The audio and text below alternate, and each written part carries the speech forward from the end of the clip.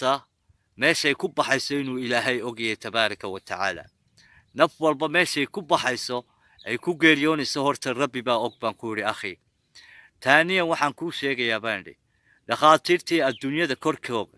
dhakhaatiirtii adduunyada korkeeda joogtay iyo dadkii adduunyada korkooga joogay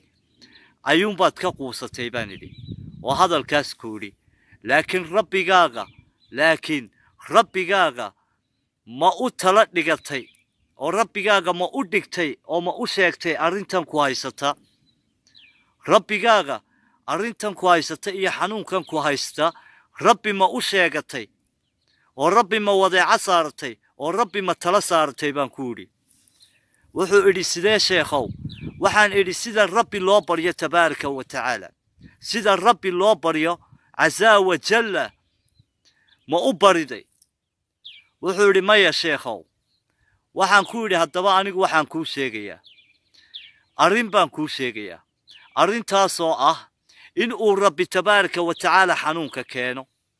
inuu rabbi tabaaraka wa tacaala caafimaadka bixiyo inuu rabbi tabaaraka wa tacaala kuu doono uu caafiyo inuu rabbi tabaaraka wa tacaala leeyahay ibarya dhibaato kastoo idin haysata aniga ibarya mushkilad kastoo idinku timaada xaggayga kaalaya wax walood ka cabanaysaan aniga ii sheegta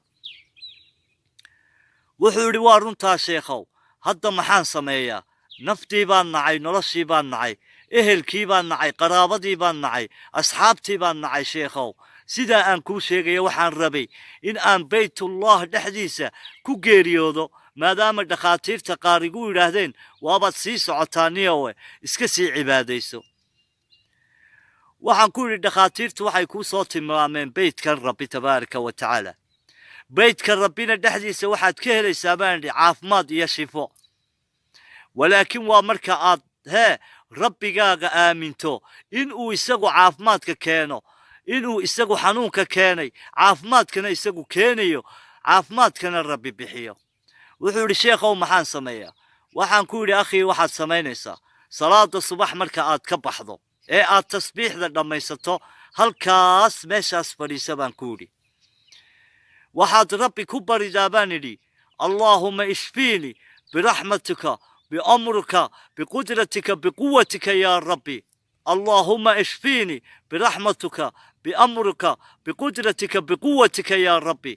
دعاء ربي كبر يباني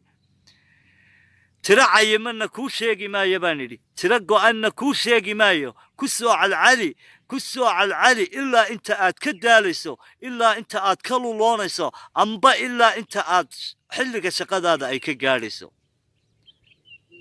waxaan ku yidhi ducada haddaad wax ku garan weydo igu soo laabo aniga wad ilaa inta aad ka daalayso ikhwaani muslimiin wiilkii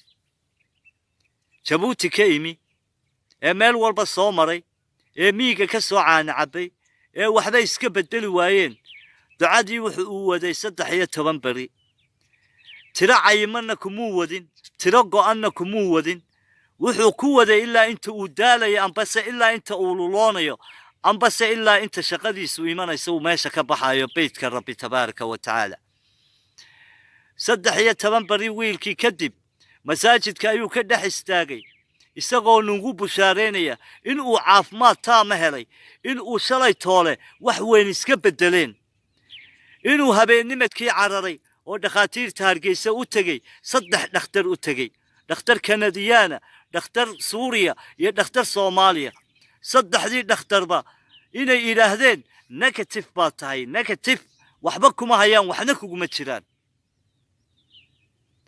aad iyo aad baan ugu faraxnay markuuna tusay waraaqihii uu markaasi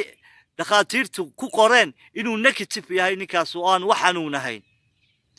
mikrofoonka ayaan u shiday kor u dhawaaq baan idhi dadka maqashii baan idhi inuu rabbi tabaaraka wa tacaala kaa dulqaaday xanuunkii ku hayay inuu ilaahay tabaaraka wa tacaala xanuunkii ku hayay ee halista ahaa ee maqaarkaaga iyo dhiiggaagaba raacay ducadii aad rabbi ku bariday inuu rabbi kaaga dulqaaday dadkoo dhan buu u bandhigay mikrofoonkuu ku hadlay ambarfayarkuu ku hadlay runtii waxay noqotay arrin cajiiba laakiin ilaahay baa caafiyey tabaaraka wa tacaala ducadan ayaa waxay tahay inaanad shakhsi kaleba baryeen ducadan ayaa waxay tahay inaanad shakhsi bilaa aadmiya inaanad baryeen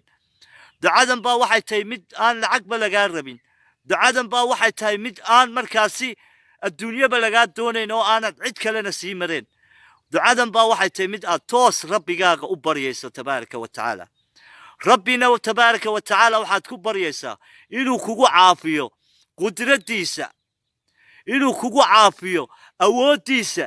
inuu kugu caafiyo raxmaddiisa inuu kugu caafiyo amarkiisa afartaas ayaad ku baryaysaa afartaas inuu rabbi kugu caafiyo afartiisa awoodood waa qudraddiisa inuu kugu caafiyo quwaddiisa inuu kugu caafiyo amarkiisa inuu kugu caafiyo raxmaddiisa inuu rabbi kugu caafiyo afartaas ayaad ku baryaysaa rabbi inuu kugu caafiyo afartiisa awoodood haddaba adigoo aan lacagna kaa baxeen kharashna kaa baxeen shirki iyo mushkiladna aan ku dhaceen waxaad noqotaa shakhsi rabbigiisa ku barya xanuun kastoo haya shakhsi rabbigiisa ku barya afartiisa awoodood inuu kaga dulqaado xanuunka haya salaada subax kadib markaad ka baxdo ee aad tasbiixda dhammaysato meel intaad fadhiisato xanuun walba ku haya waxaad rabbi weydiisataa tabaaraka wa tacaala inuu kaaga dulqaado awooddiisa amarkiisa qudraddiisa raxmaddiisa inuu xanuun kasta oo ku haya rabbi kaaga dulqaado kadib fiiri walaal haddaad wax caafimaad ku weydo igu soo laabo aniga haddii aad caafimaad ku weydo aniga igu soo laabo laakiin shuruudda aan kugu xidhayaabaa waxay tahay inaanad cadad go'an aanad tirin inaanad cayimin inaanad cadad u samayn in aanad tiro go'an aanad ku soo calcalin in aad ku soo calcaliso ilaa inta aad ka daalayso inaad ku soo calcaliso ilaa inta aad ka luloonayso inaad ku soo calcaliso ilaa inta xilliga shaqadaada ay gaadhaysaad masaajidka ka baxayso amba goobta aad ku cibaadaysanayso aad ka tegayso tiro cayiman ha u samayn tiro go'anna ha u samayn ku soo calcaliyo rabbigaaga tabaaraka wa tacaala ku bari inuu awooddiisa iyo qudraddiisa iyo amarkiisa iyo raxmaddiisa kugu caafiyo meel kaloo la tagaan jirin ikhwaani cid kaloo loo tagaan jirin shakhsi caafimaad ku siin karaan jirin cid ku daaweyn kartaan jirin ilaa rabbana tabaaraka wa tacaala ilaa rabbigeena haddaba ducadaas hala laasimo ha lagu soo calcaliyo salaada subax kadib markaad tasbiixda dhammaysato adigoo caafimaad ku doonaya walaalaheena ahlu khayrkaana gaadhsiiya u sheer garee waxaa jira dad badan oo xanuuno badan ka cabanaya baaraka allahu fiikum